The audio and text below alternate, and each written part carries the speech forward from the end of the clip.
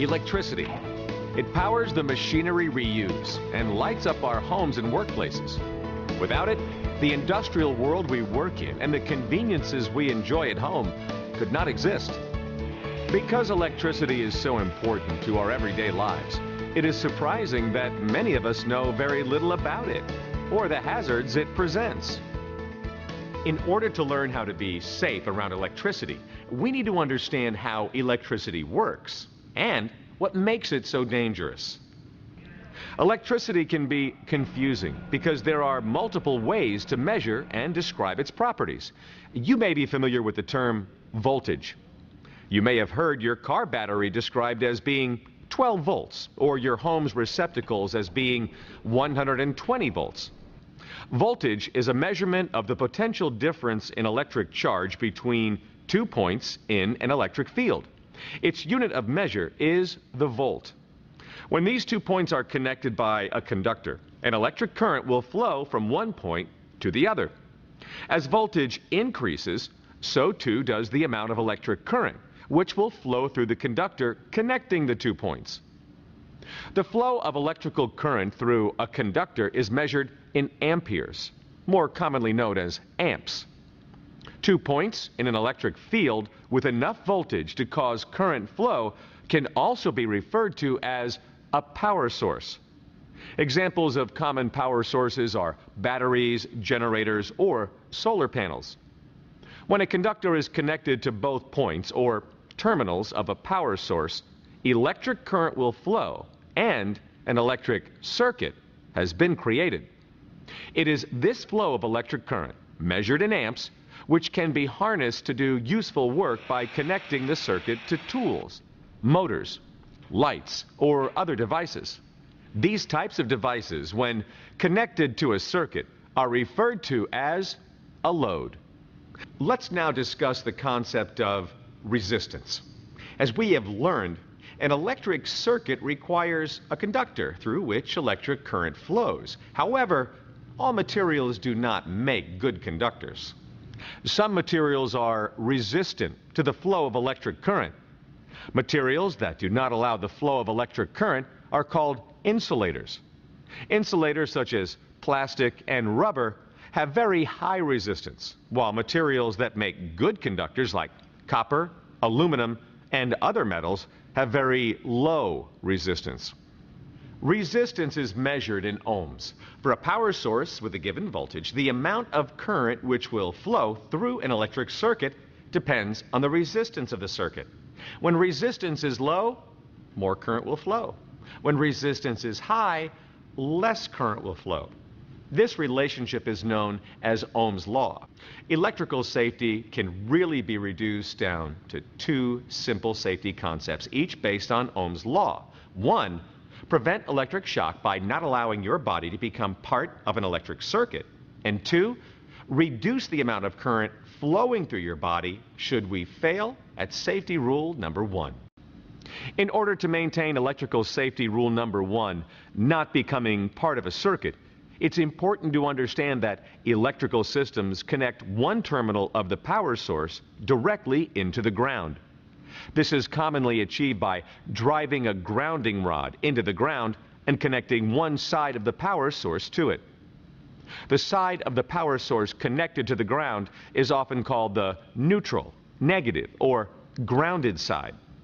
The ungrounded side of the power source is often called the positive, or hot side. This creates a condition which allows the electric circuit to be completed anytime a conductor, such as the human body, comes into contact with the hot conductor and the ground at the same time. In other words, if you are grounded and come into contact with a hot conductor, you will get shocked.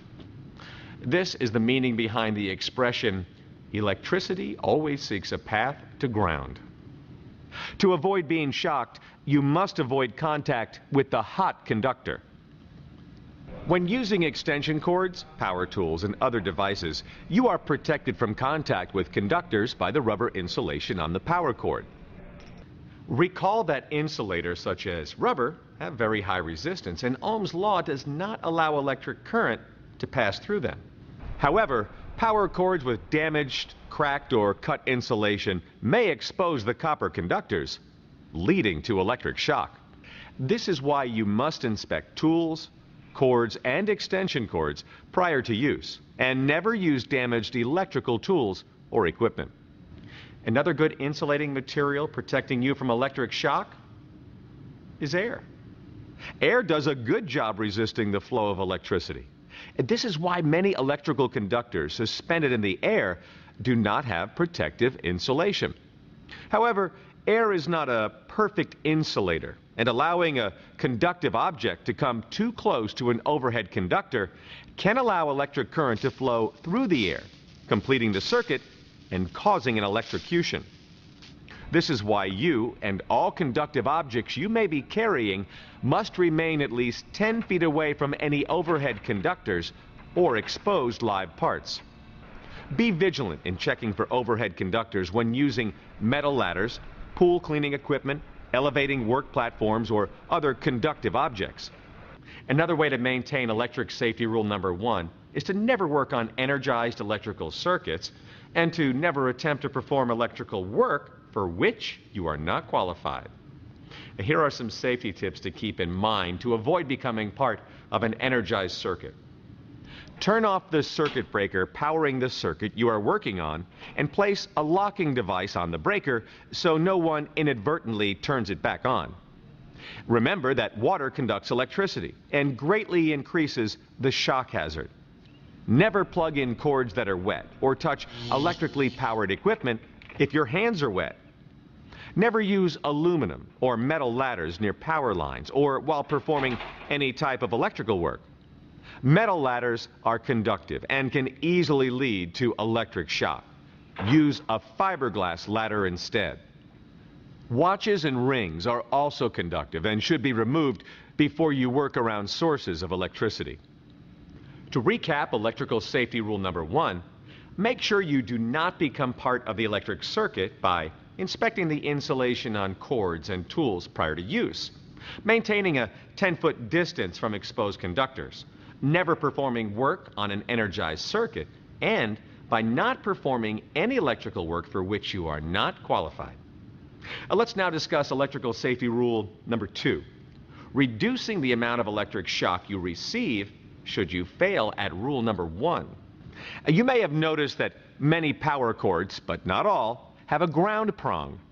The ground prong is an important part of a larger system designed to protect you from electric shock. If your cord is designed to have a ground prong, it must be present and in good condition. To provide even better protection from electric shock, many power tools are double insulated.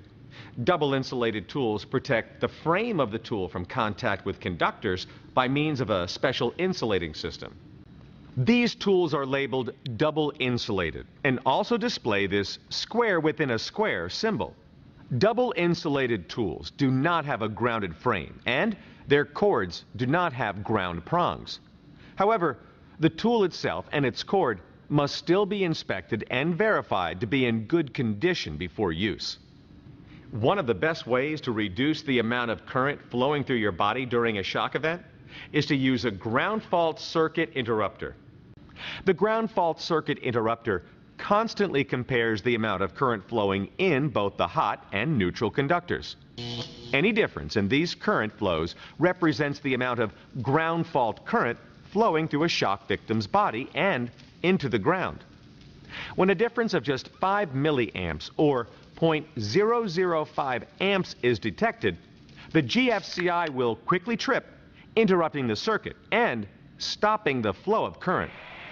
5 milliamps is below the threshold for a person to feel an electric shock. In other words, the GFCI will trip before you can even perceive that a problem exists. And this is why GFCIs are so popular and required by many workplaces anytime an extension cord or corded power tool is used. In this program, we have explained how electric circuits work and the relationship between voltage, current, and resistance.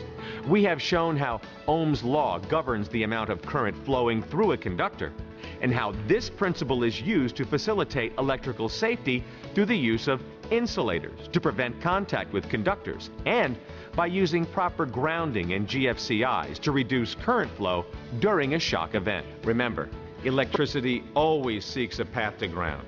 Use the information learned in this program to make sure that you do not become part of that path. Now, go have a great day and a safe day.